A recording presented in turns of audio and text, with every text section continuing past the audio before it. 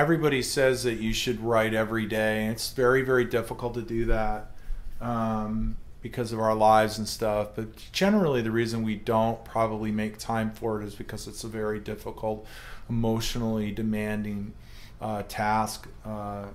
It's very, very difficult to write because we have to feel what what the story is feeling, and it's who wants to confront that on a daily basis. But the fact is that writing on a daily basis keeps us open and keeps our own relationship with the story open, and we generally will live that story the rest of the day if we are connected to it.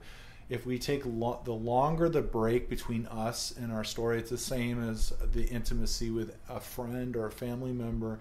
If we don't spend time with them, the relationship degrades and we aren't as close, we're not as familiar, we're not as specific. And so we want to try to write every day.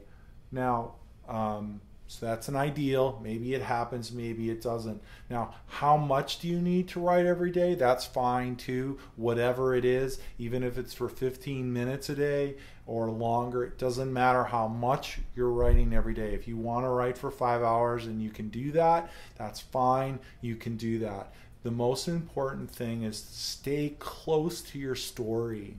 Stay close. Always think about when you're in the process of writing something that you need to keep a relationship that's intimate with what you're writing. The longer you stay away, the worse that gets. And then when you come back, you can't remember things about what's going on. You have to go back and revisit it, and you've often lost your momentum with the script. So no matter what, keep that in mind, and that's how that will drive. Now, how much you write is fine. Sometimes if you show up and you're able to sit through and craft an incredibly demanding moment of conflict between your characters, that could be very significant for your movie. That could end up being in the movie, and you might have only written for 20 to 25 minutes that day, but you actually showed up. I remember with Love Liza, I wrote a very key scene, and it was probably the only thing that I wrote that day,